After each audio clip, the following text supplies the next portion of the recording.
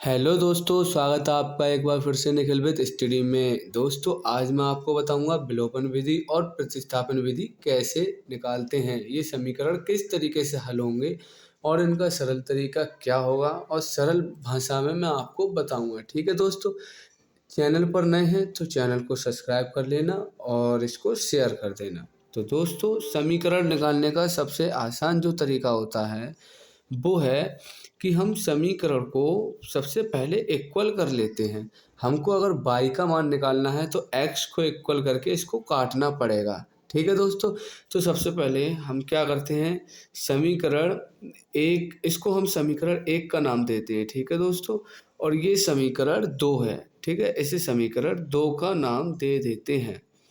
अब हमको दोस्तों क्या करना है, ये इनको इक्वल यानी कि बराबर करके लाना है। तो दोस्तों 3x और 2x को जब हम बराबर करेंगे तो इसमें तो 3 की गुणा कर दी जाएगी और इसमें 2 की गुणा कर दी जाएगी। ठीक है दोस्तों, ये हमको गुणा करना पड़ेगा।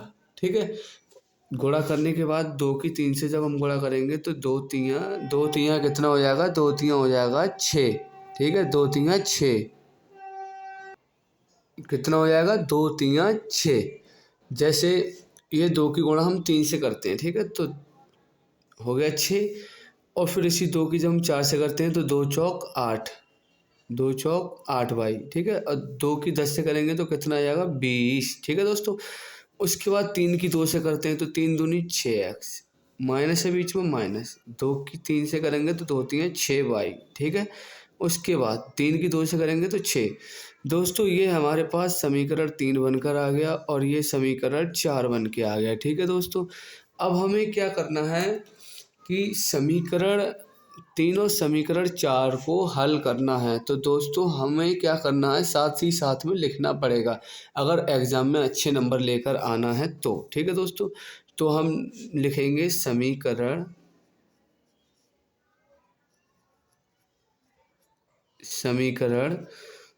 3 और 4 को हल करने पर।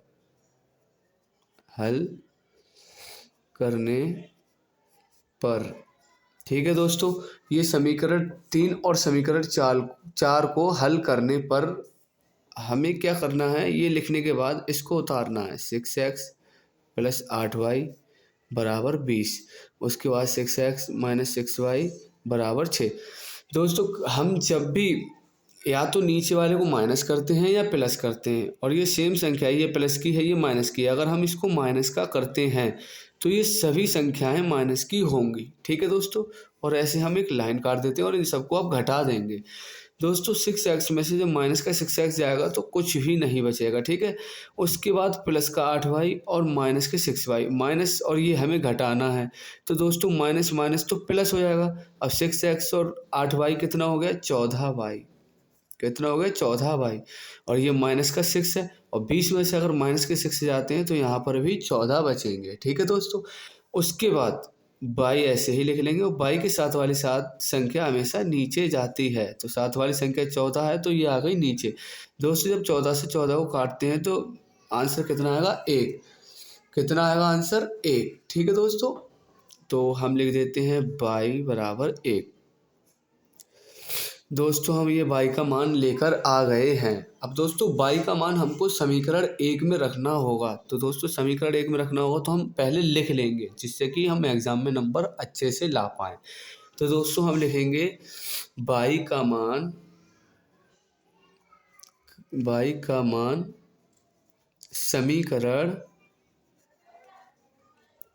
समीकरण 1 में रखने पर। अब दोस्तों हम क्या करेंगे, समीकरण 1 में y का मान रख देंगे। तो दोस्तों समीकरण 1 में y का मान कैसे रखेंगे, तो ये है समीकरण 1, हमने पहले ही ऊपर देख रखा है। अगर आपने नहीं पता कि समीकरण 1 कौन सा था तो आप बैक करके देख सकते हैं। दोस्तों ये समीकरण 1 था। ठीक है, अब इसमें हम y का मान रखते हैं, y की जगह हम 1 रखेंगे, क्योंकि y का मान कितना निकाल के लाए हैं हम, 1। तो क्या करेंगे, 3x प्लस 4 और 1, यानी y का मान 1 है। ठीक है, बराबर 10। हमेशा ध्यान रखना गुणा होती है इनकी, ठीक है, हमेशा गुणा होती है, बाई की जगह कुछ भी रखा होता है 4 से हमेशा गुणा होगी, ठीक है।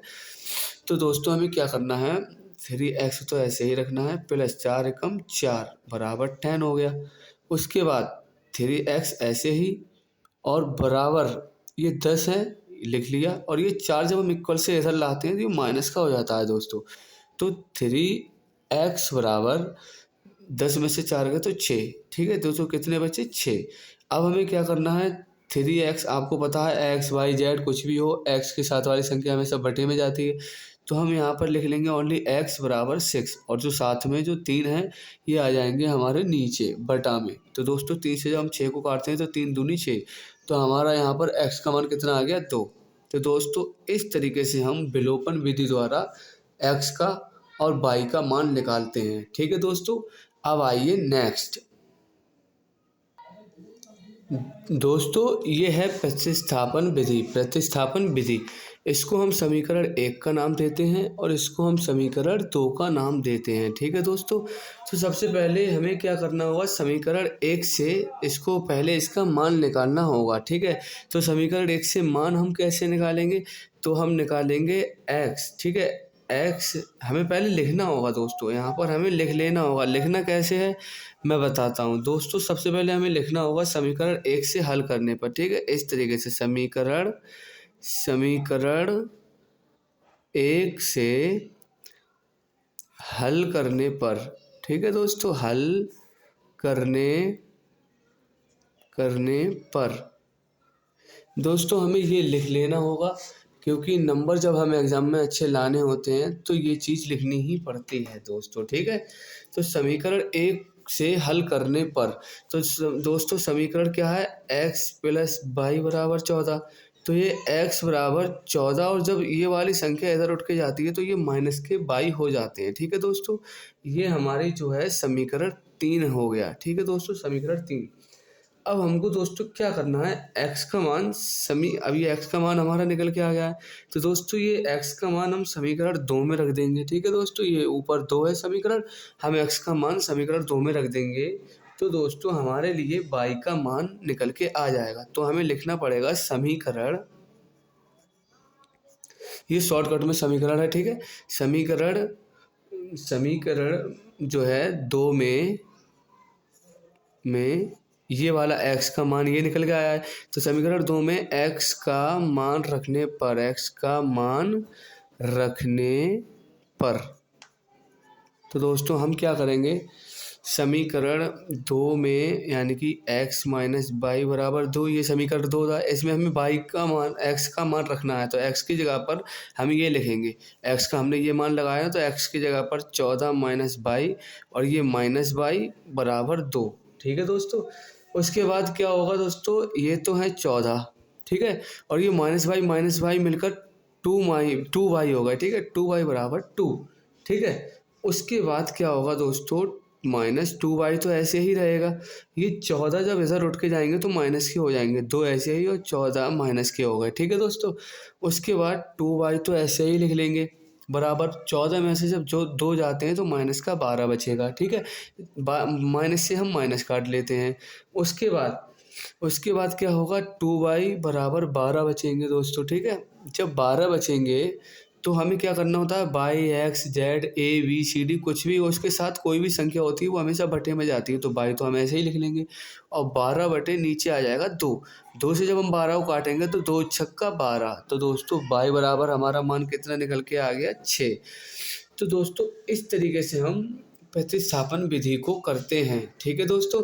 अब हमें अगर x का मान निकालना है तो क्या करना है, समीकरण 1 में y का मान रख देंगे, ठीक है दोस्तों।